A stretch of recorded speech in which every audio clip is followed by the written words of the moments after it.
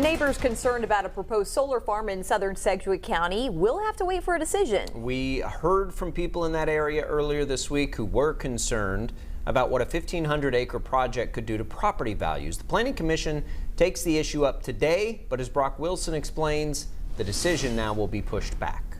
Inside the Ronald Reagan building, the Metropolitan Area Planning Commission voting to defer a decision on the Galena solar project to June 11th. In case you missed it, the project would involve the installation of 600,000 solar panels in southern Sedgwick County, along with a battery energy storage system.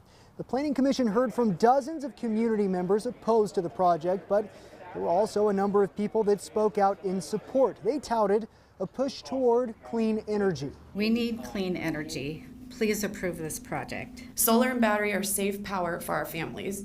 Our kids are currently breathing air that has been given a grade of C by the American Lung Association, when my children deserve to breathe A+ quality air.